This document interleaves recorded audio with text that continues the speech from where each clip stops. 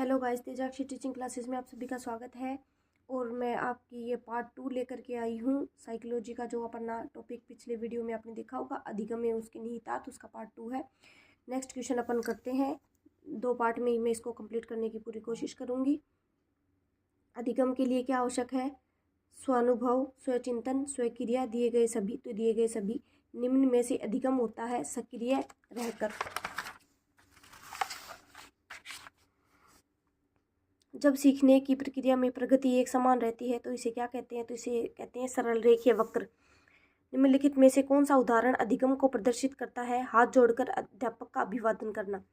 निम्नलिखित में से अभिकर्मित अधिगम मॉडल के जनक कौन थे? तो Skinner. A mind that found itself पुस्तक किसके द्वारा लिखी गई है? तो इसमें आएगा C.W. बियर्स। अंकों, संख्या, सूत्र आदि गणितीय संख्याओं के प्रयोग की अधिगम अयोग्यता को क्या कहा जाता है? डिस्कैलकुलिया। निम्नलिखित में से ऑटिज्म से ग्रसित बालक की विशेषता है?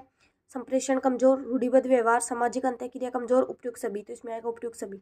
निम्नलिखित में से किशोर अधिगमकर्ता के संज्ञान से कौन सा कार्य संबंधित नहीं है? तो इसमें आएगा वर्गीकरण करना। अधिगम स्थानांतरण का अर्थ वर्तमान क्रिया पर पूर्व अनुभवों का प्रभाव होता है। यह किसने कहा? अंडरवुड। निम्नलिखित में से अनुकूलित अनुक्रिया सिद्धांत की उपयोगिता किसमें है? तो भय या डर के निवारण में, शिक्षण सहायक सामग्री के प्रयोग में, संकेत अधिगम द्वारा कार्यों को सरल बनाने में, दिए गए सभी विकल्प। तो इसमें आएगा डी। कोहलर ने कौन सा सिद्धांत विकसित किया? तो आएगा इनसाइट सिद्धांत। निम्नलिखित में से आदत ज्ञान अभिवृत्तियों का सृजन क्या कहलाता है? तो वो कहलाता है अधिगम। कार्यात्मक प्रतिबद्धता सिद्धांत प्रक्रिया में मुख्य कारक कौन सा है? तो इसमें आएगा पुनर्बलन। नेक्स्ट क्वेश्चन देखिए। यदि गणित विषय का अधिगम भौतिक विज्ञान के अधिगम में सहायक होता है तो यह अंतरण क्या कहलाएगा? यह कहलाएगा पॉजिटिव यानी सकारात्मक अंतरण।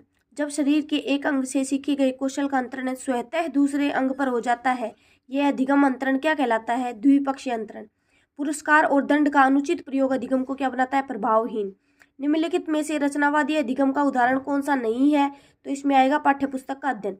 निम्नलिखित में से कौन सा कथन अधिगम प्रक्रिया को उचित ढंग से प्रस्तुत करता है? व्यवहार में परिवर्तन।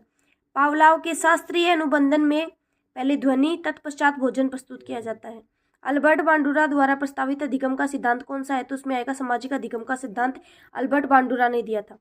अधिगम वक्र द्वारा सीखने की मात्रा, गति और उन्नति की सीमा का एक ग्राफ पर प्रदर्शन करते हैं। यह कथन किसका है? तो आएगा गेट्स व अन्य।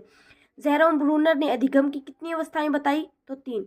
अर्थपूर्ण शाब्दिक अधिगम किसके द्वारा समझाया गया? David Ausubel. पुनर्बलन सिद्धांत के प्रतिपादक कौन थे? इसमें आएगा C. हल।